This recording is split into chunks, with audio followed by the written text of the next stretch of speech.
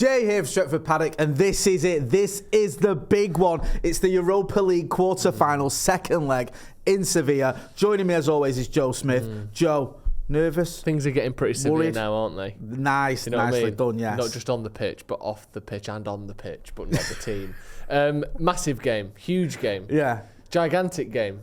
Probably the second or third biggest game we've had this week. Exactly. That's how big it is. It's mad, isn't it, that this is genuinely a big game, and yet I think the Forest game was probably just as big, because that meant whether we got, it's not certain, but, took a real stranglehold of top four. And the FA Cup semi-final against Brighton is undoubtedly bigger. Yeah. And yet this is a huge game.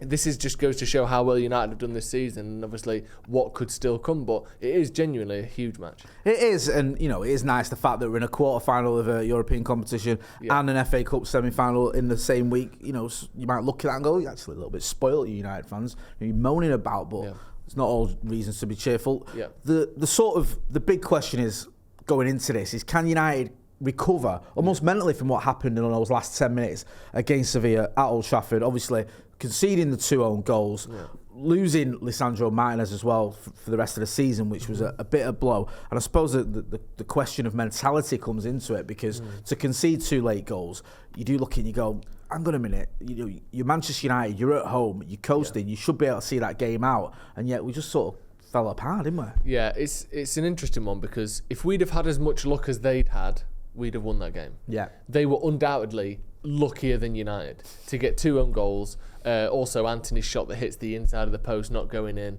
Other chances as well where people are just getting there just after balls being played across the front of the goal. If luck had been even last week, we would be maybe 3 or 4 goals up, let alone scored. So United were unfortunate. However, now it becomes, like you said on the screen there, mentality. People like Maguire, Lindelof, Martial, in particular, who have been here through a lot of games. They've won a couple of trophies in the case of Martial, and obviously Lindelof and Maguire won the Cup this year. But they've also got to big games and failed multiple times, multiple semi-finals under Solskjaer. Obviously the Europa League final, I know Maguire didn't start that game, but he was there that season. This is where you need to go, actually. Not only have Casemiro and Varane and Eriksen brought in a winning mentality, but that winning mentality has bled onto us. They need to prove that, because some of those players may be going at the end of the season either way, but people like Martial and Lindelof in particular, I think, you're playing for the future of your United career here. I think Martial especially, if he doesn't step up, and I said this last time, if he doesn't step up in the absence of Rashford, in the absence of Bruno, as a creative force in Man United, this could be the end of him. And these are the games that really count. And obviously, like I said, we've got another one on Sunday against Brighton. But going away, going to Spain against the sort of, weirdly, the kings of the Europa League, who will be buoyed after that, last 10 minutes last week, you have to do it. If you're going to be a footballer where, when you're 35, 40 years old, looking back on your career going, every time it was on me, I didn't step up. At some point that has to change, so I'm hopeful that they can do it. But yeah, mentality is going to be a huge thing, because we need to see that winning mentality has spread across the team. Because if we want to win the Premier League next season, Casemiro, Varane and Eriksen can't do it by themselves. The rest of the squad need to step up. Yeah, they do, and I completely agree with that. One player that you mentioned earlier who's missing is Bruno Fernandes, for that ridiculous yellow card as well, by the way. It was absolutely outrageous that he got a booking for what was deemed a handball when he was blocking his shot, and he knew nothing about it. It was just so stupid. I don't know what the referee was doing, but we don't have Bruno. We don't have Marcus Rashford. You're right about players stepping up. We need to see that, don't we? Because we can't be just relying on 1 or 2 players to get us goals and to be the creative force, because we have got other players in that team who can score goals, who do score goals, who did cost a lot of money. And I don't like to look at price tags and stuff like that, but it's true. We've got, with Martial, Sancho and Anthony, for example, that's 200 million quid's worth of more than 200 million quid's worth of attackers. All they've not even peaked yet. It's not like we bought them years ago and they passed it. No. So this is the time for them to shine, surely. Yeah, hopefully. I think we saw a lot of encouraging signs from Anthony in the last 10 days or so. I thought he was very good I thought he was pretty good to very good against Everton. I thought he was excellent against Forest. I think it's his best game for United. Yeah, unquestionably. The goal he scored as well. It's nice to see him score a bit of a sort of poacher's goal, an attacker's goal, rather than just a cut inside. He's following on rebounds. That's good. that'll get you half a dozen goals a season doing that. I was more impressed by his assists because he's not renowned for assisting, is it? No. He has his trick, and as Eric Ten Hag says, it's a good trick and it works for him, but gets it on his left foot and gets his shot off. Yeah. But the skill that you were waxing lyrical about, and rightly so, and then to pick that pass out for Diogo Dalot's goal at the City Ground. Phenomenal. Hopefully we can build on this, can't we? Even with Sancho, he was getting some stick when he bought. Yeah, I thought he got better as the game went on. Yeah, I thought which is unlike him because he usually gets subbed off after 60 minutes. I thought his best spell was from the 70th minute to the end of the game. So those two, again, as I mentioned with a few other players, I'm not putting them in that category of playing for your United career, but it'd be nice to see, we can do it without Bruno, we can do it without Rashford. I just hope that they've got the right, that they're not taking this as a game where we're just way better than them, and we'll you don't want to see any complacency. No, I want, because we suffered with that maybe a little bit at Old Trafford, where it's like, we miss all these chances, we'll be all right. Yeah. And then before you knew it was 2-2, and the tide's in the balance. Exactly. With all that being considered, then let's get into the predicted 11s. Yeah. Obviously, we're missing quite a few players. We're not certain on some, but we'll go with who we think will be available and the teams that Eric Ten Hag will pick. I'll go with you first. Talk us through yours. Yeah. So the back five. I think other than maybe is Malacia going to come in for Dalot, but I think after the game he had against Forest, I would keep Dalot in. I think Malacia, not just because he's, that sort of knee injury or knee problem or whatever it was that kept him out. I also thought he was quite poor against Sevilla. I thought he was one of United's worst players. I thought it was his worst game in a United shirt. I thought it was an outlier as well. He's never that bad. No, and also was literally Obviously. not just in terms of the ball hitting him, but the reason the ball got to the goal line in the first place for their first goal was because he let it go over his shoulder, not knowing there's a man behind him, which is fullback 101. Where's your man? Yeah. And I don't know. I'll let it go over my shoulder. At that point, you're giving him the look by doing something wrong. So I think Dalot comes in. The midfield, Casemiro and Eriksen. I know Eriksen technically wasn't considered fit to start against Forest because he was on the bench, but then Sabitzer gets injured and he comes in, so clearly he did have it in the tank. It's just whether Sabitzer is fit. I don't know if he will be. He didn't get taken away to hospital, or he was sat on the bench, wasn't he, for the Forest game? So I assume that it's not a severe injury. Whether that means he'll be back in time for this, I'm not sure, but I'm hoping that he is. And then that front three, I think, picks itself. Like I said, Anthony on good form. Martial, you always see these numbers of most goals per minute this season, and he's near the top of them. He just needs to play more minutes. So I think it's got to be something like that.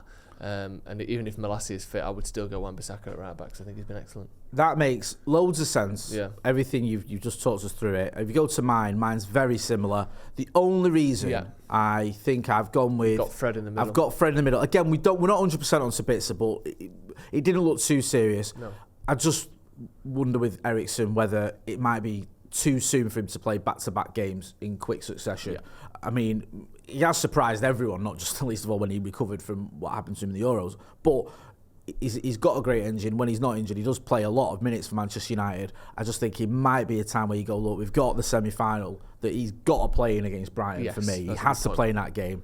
And I think whilst this is a massive game, maybe he can get away with bringing in Fred, because I think Fred brings a lot to the team anyway. He's not as good on the ball as someone like Christian Eriksen, there's no denying that, but he's got a lot of energy, and I think with Casemiro next to him as well, I think Fred can do a job. I think you worry. I personally worry more about Fred when he's got a McTominay next to him, because I think there you've got no one who's a DM, and that's when it starts causing you issues. You've gone through the front three. It's time for me. I feel like we say this every time he plays, but I'd really like to see Martial step up here. He had a low move to Sevilla, which was a disaster. Hopefully that's a bit of a... We spoke to Semra Hunter, didn't we, from La Liga TV, and Semra's one of the nicest people you can talk to, and she was like, be honest, it's been a disaster for him. It just was. He barely got a game from him. And when he did, I think was it Lopetegui who was criticising him, saying he just wasn't showing the effort that he needed. So his chance to go back there and prove the doubters wrong, and maybe remind Eric Ten Hag what he's about as well, because obviously we should be in for a number 9 in the summer. Looking at Sevilla, we kind of took it for granted a little bit. I did anyway. 75 minutes in at Old Trafford, I was thinking, well, this has been a game over. Walk in a park, and we forgot that they've got a very good record against us. We've never beaten them. It's not like we've played them loads of times, but it is a bit of an anomaly, the fact that we've got this club that we've played five times and never beaten, especially when we're a lot better than them. They've obviously got a very good record as well, like you mentioned, in the Europa League. not having the best run, if we're being honest. Yeah. In the bottom half of the They are on a league 4-match table. unbeaten run now, which is okay. We find them on a little bit of form. Where the season hasn't been great for them, No. but you're right about that. Also at the weekend, they won 2-0 away at Valencia, and it was a couple of players who scored who didn't feature really well. One of them came off the bench. Yeah, Suso came off the bench, but it's 2 players who didn't start last week, so they've got rotation. But again, it wasn't like Suso in particular. He wasn't not available. He was available just on the bench, so it's not like he's necessarily their best player coming back, but he's obviously someone that's hitting a bit of form. I'm just hoping that the result at Old Trafford, those last 10 minutes, will have given the United players a bit of a kick up the backside and a bit more, not fear, but maybe a bit more respect for the Sevilla side. Yeah. Because whenever we played Sevilla, we've done this. Over 2 legs, we've done this because we did it at Old Trafford in the first leg. Remember when we played them in the Champions League a little while ago? We did it then. Yeah. When we went to Sevilla, we got a 0-0, and everyone was acting like we're through. Game we lost. over. Yeah, we lost. Was it Ben Yedder, the kid who came on, who scored those 2 goals and knocked out the Champions League? How's that happened? So I think we do have to be respectful of this team. Yes, they've got a few players like Rakitic and that who are past it, but they're still capable of causing problems, as they showed at Old Trafford. Joe, with all that being said, give us your score prediction, please. I hate it. It's so. I know we've been. I know we've been to Spain this year, and we were unbeaten over there so far. Including a couple of wins as well, but it just scares me. It's just something about Sevilla, isn't it? It's like, it reminds me of, I know they got the win and we didn't, but do you remember Real Madrid at the Etihad last season? Just got battered, but just were close enough to City that a miracle at the Bernabeu meant that, they're going on to win the Champions League and City are out. I'm worried we've given them room for that. Yeah. I'm going to be positive though. I think there's a lot of players with points to prove. I'm going to go 2-1 United. I can't see them not scoring. 2-1. Okay, I'm going to go 4-2 Manchester United. Come on! I'm going to show a bit of confidence as well. Maybe it's delusion. I don't know. I'm going 4-2 United. Joe's going 2-1. Get your phones out. Film yourself in landscape. Give us your 30-second score prediction and send it. What kind of landscape? Like the moors and that? Yeah. Like a Constable painting. Like a what? I don't know what it is, but John it's got Constable stubble on it. I don't want a picture of it. Get your phone out, film yourself 30 seconds in landscape, give us your score prediction, send it to paddockmatchday@gmail.com. That's been Joe Smith. Where can people find you? Joe Smith 93 on Instagram and Twitter. Go and check out our interview with obviously Ian Ferdinand, then Rio Ferdinand as well. Really good chat with one of the best defenders ever. You know where to find me, Jay Motty. This has been the preview of the Europa League quarterfinal second leg against Sevilla. Don't forget to hit like, share and subscribe. Thanks for watching.